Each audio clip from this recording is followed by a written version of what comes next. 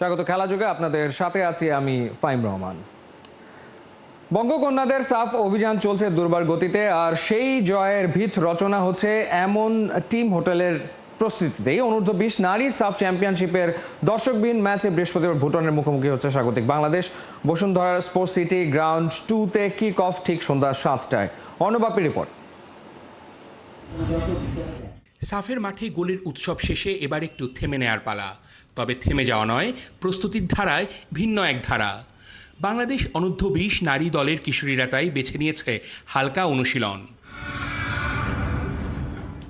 শক্তির যোগান দিতে না হয় একবেলার বিরতি, তবে ফোকাসে আছে ম্যাচ ফিটনেস আর টিম স্পিরিটের গড়ন।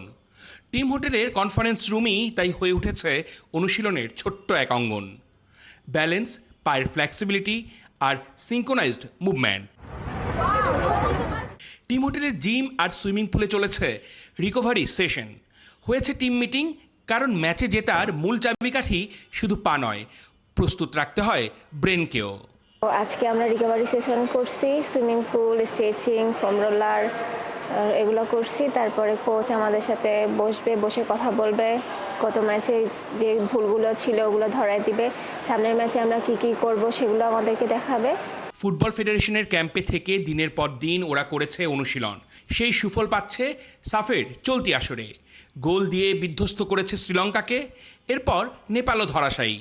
ভুটানের সাথে এক ম্যাচ 2 মাঠে খেলে সেখানেও জিত। নারী ফুটবলারদের পায়ে যেন চলছে ফুটবল উৎসব। এটা শুধুই খেলা নয়, এটা বাংলার মেয়েদের আত্মবিশ্বাসের প্রতিচ্ছবি। টানা 3 ম্যাচ জয়ের পর রাউন্ড রবিন লিগের নেক্সট ম্যাচে প্রতিপক্ষ ভুটানিরা। এই ম্যাচ সামনে রেখে নতুন গল্পের অপেক্ষায়।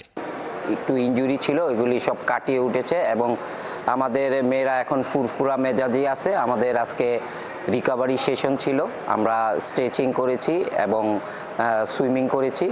তো আমাদের মেয়েরা আফটার ওভারঅল সবাই ভালো, আর নেক্সট ম্যাচের জন্য প্রিপেয়ার্ড। ঘরের মাঠে গর্জে উঠেছে বঙ্গকন্যারা। জয়ের ছন্দে দল, ঝড়ের গতিতে এগিয়ে চলা কিশোরী বাঘিনীদের শিরোপায় চোখ। অর্ণবাপী, 71। বাবা ক্রিস্টিয়ানো রোনালদোর চেয়ে এই মুহূর্তে লামিন ইয়ামালই এগিয়ে। রোনালদো জুনিয়রের এমন বক্তব্যে সাড়া পড়ে গেছে চারদিকে এক লাইভ স্ট্রিমিং প্ল্যাটফর্মের প্রোগ্রামে। যদিও বাবাকে সর্বকালের সেরা ফুটবলার বলেছেন জুনিয়র রোনালদো। খালিদ জামিল জানাচ্ছেন বিস্তারিত।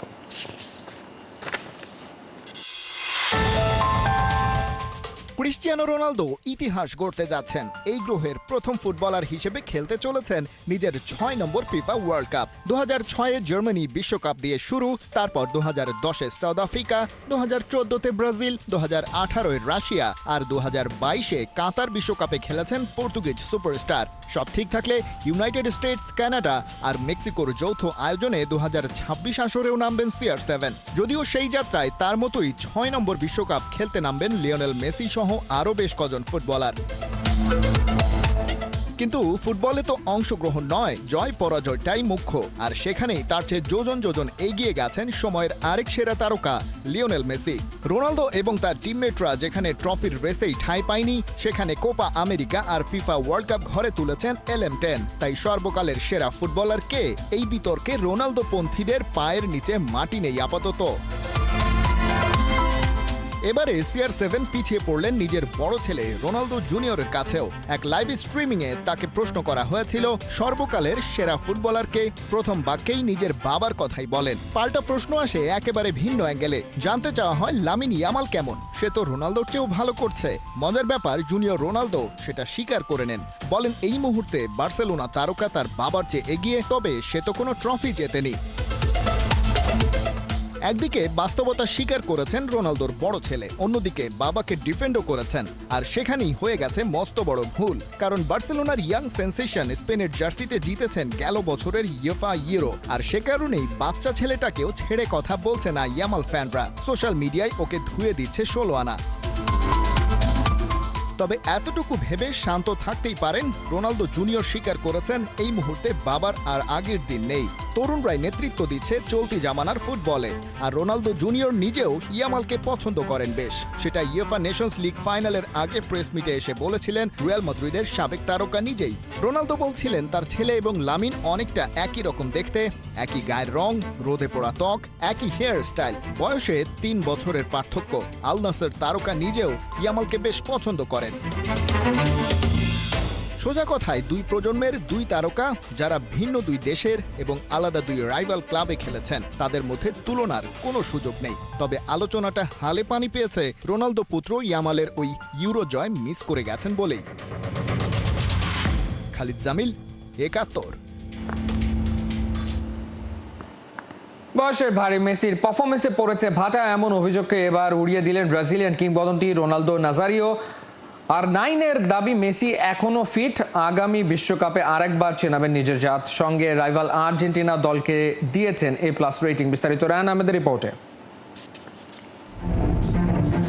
ম্যাচ চলাকালে সুযোগ পেলেই মাঠে হেঁটে বেড়ান তিনি। হাঁপিয়ে যান বলেই জিরিয়ে নেন মৌকা বুঝে। দল হারলে কিংবা খারাপ করলে 38 বছরের লিওনেল মেসির পারফরম্যান্সে ভাটা পড়ার বিষয় তুলে এভাবেই সমালোচনার ঝড় তোলে নিন্দুকেরা। এবার আর্জেন্টাইন এই ফুটবল জাদুকরের বিরুদ্ধে ওঠা এমন অভিযোগকে উড়িয়ে দিলেন রাইভাল ব্রাজিলের কিংবদন্তি ফুটবলার রোনালদো দ্য ফেনোমেনন। লিওকে শুধু আগলেই রাখেননি, রীতিমতো প্রশংসায় ভাসিয়েছেন এই ফুটবলারের বর্তমান পারফরম্যান্সকেও। ডি স্পোর্টসকে দেওয়া সাক্ষাৎকারে 2026 বিশ্বকাপে কতটা ইম্প্যাক্ট রাখতে পারবেন মেসি R9 সে প্রশ্নের উত্তর দিয়েছেন অকপটে। লিওকে দলে পাওয়া আমাদের মতো সাধারণ মানুষের তুলনায় বিশাল এক সুবিধা। আমি তাকে দারুণ ফিট দেখছি এবং আমার বিশ্বাস সে বিশ্বকাপে ভালো ফর্মে পৌঁছাবে। বয়সের সঙ্গে মেসি এখন আলসে হয়ে গেছেন, মাঠে বেশিরভাগ সময় সতীর্থদের সহযোগিতা না করে হেঁটে বেড়ান। এমন অভিযোগকে রোনালদো নাজারিও উড়িয়ে করেছেন তার সাম্প্রতিক সময়ের পারফরম্যান্সের মূল্যায়ন। আমি ক্লাব বিশ্বকাপে মেসির খেলা দেখছিলাম এবং সে এখনও সেই জাদুটা ধরে রেখেছে। যখনই বল পায় কিছু না কিছু গুরুত্বপূর্ণ ঘটনা ঘটায়। সে খেলাটা দারুণভাবে পড়তে পারে, কি করতে হবে সেটা বোঝে। যদি বল হারায় তবে সেটা ফিরিয়ে আনতে চেষ্টা করে, এমনকি সেজন্য 30-40 মিটার পর্যন্ত দৌড়ায়। আগামী বিশ্বকাপে ব্রাজিল আর্জেন্টিনার মতো দলগুলোর সম্ভাবনা কতটুকু, এমন প্রশ্নের উত্তরে আর্জেন্টাইন দলকে প্রশংসায় ভাসিয়েছেন কারো কারো চোখে সর্বকালে সেরা এই স্ট্রাইকার। রোনালদোর দাবি আলবিসেলেস্তেরা নিষ্ঠার সঙ্গে ফুটবল খেলে, যেখানে তারা একে অন্যকে করে সহযোগিতা, এমনকি প্রয়োজনে সব কষ্ট আর চ্যালেঞ্জ সহ্য করেও তারা দারুণভাবে খেলতে জানে। ব্রাজিলের মতো ফুটবল ইতিহাসের সবচেয়ে এলিট দলগুলোর একটির হিস্ট্রির অন্যতম সেরা ফুটবলার হয়েও চির প্রতিদ্বন্দ্বী আর্জেন্টাইন দলের প্রশংসায় রোনালদো নাজারিও আরেকবার প্রমাণ করলেন স্পোর্টস ওয়ার্ল্ডের সেই বিখ্যাত কথাটা, rival not enemy. Ryan Ahmed, ৭১। টানা 5 ম্যাচে জোড়া গোলের কীর্তি গড়া লিওনেল মেসির জন্য অপেক্ষা করছে কঠিন দিন। মেজর লিগ সকারের পরবর্তী ম্যাচে জোড়া গোলের কীর্তি নয়, মেসিকে অন্তত একবারের জন্য হলেও জালে বল পাঠাতে হবে। বৃহস্পতিবার সিনসিনাটির বিপক্ষে মেসির জন্য উড়ন্ত ফর্মটা ধরে রাখাই যেন চ্যালেঞ্জ হয়ে দাঁড়িয়েছে।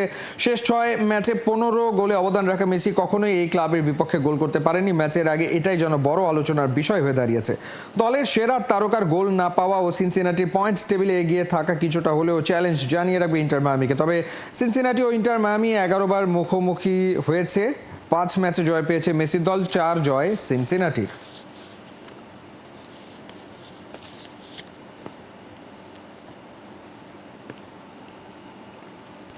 ইংল্যান্ডের বিপক্ষে লর্ডসে ম্যাচ হারার পর সমালোচনার মুখে পড়েছে ভারতীয় ক্রিকেট দল। টেস্ট থেকে অবসর নেওয়া বিরাট কোহলির অভাব এখনও রয়ে গেছে টিম ইন্ডিয়ায়।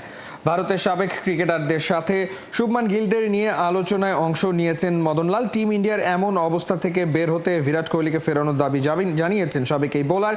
তার মতে এখনও টেস্ট দলে জায়গা পেতে পারেন কোহলি। তার ফিরে আসায় দলের ব্যাটিং গভীরতা বাড়বে। এমনকি মদন মনে করেন কোহলি এখনও 2-1 বছর খেলতে পারেন সাদা পোশাকে, তাই কোহলিকে অবসর ভেঙে ফেরার অনুরোধ করেছেন তিনি। তবে অবসর নেওয়ার আগে কোহলির ব্যাটিং নিয়ে সমালোচনাও কম হয়নি।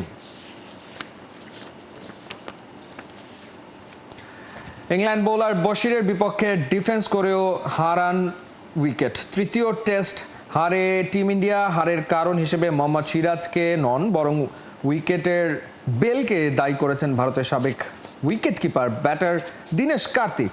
ইংল্যান্ড ভারত টেস্ট সিরিজে উইকেটে ব্যবহার করা হচ্ছে সাধারণ বেল, সেজন্যই বলের হালকা আঘাতে পড়ে গেছে বেল, এমনটাই মনে করেন কার্তিক।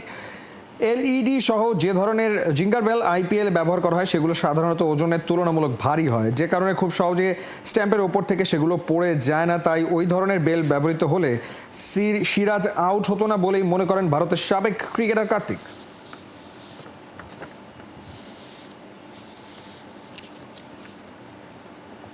চোট থেকে ফিরেও ভারতের ইংল্যান্ড সফরের দলে হয়নি জায়গা, এমনকি দেশের জার্সিতে শামি কবে ফিরবেন তার নেই কোনো নিশ্চয়তা। দুঃসময়ে ঘুরপাক খাওয়া এই পেসার এবার বাদ পড়তে পারেন তার আইপিএলের দল থেকেও। কদিন আগে হায়দ্রাবাদ ঘোষণা করেছে জেমস ফ্র্যাঙ্কলিনের বদলে তাদের নতুন বোলিং কোচ হয়েছেন বরুণ অ্যারন। অরেঞ্জ আর্মির নতুন কোচ আইপিএল এর গেল মৌসুমে ছিলেন বিশ্লেষকের ভূমিকায়। তাকে প্রশ্ন করা হয়েছিল আগামী সিজনের আগে কোন ক্রিকেটারকে বাদ দেওয়া উচিত সানরাইজার্সের। জবাবে সে সময় শামির নাম বলেন বরুণ। অরেঞ্জ আর্মির দায়িত্ব নেওয়ার পর বরুণের পুরনো সেই ভিডিও নতুন করে নেট দুনিয়া হয়েছে ভাইরাল। সমর্থকদের মতে এখন যেহেতু দলের সব ডিসিশন নয়া কোচই নেবেন, তাই পরের সিজনে হায়দ্রাবাদে শামিকে দেখা না যাওয়ার সম্ভাবনাই বেশি।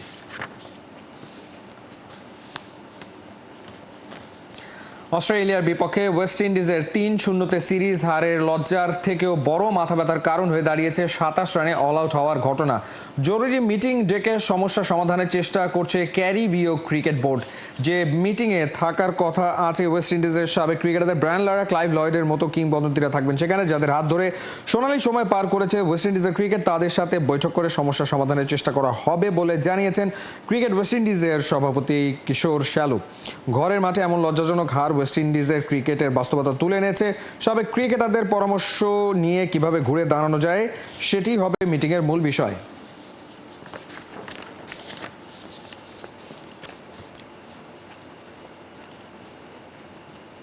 এই ছিল এই মুহূর্তের খেলা যুগের সরাসরি সংবাদ অনুষ্ঠান। দেখতে চোখ রাখুন ৭১-এর ফেসবুক পেজ এবং সাবস্ক্রাইব করুন ৭১-এর ইউটিউব চ্যানেলে। ৭১-এর সাথেই থাকুন।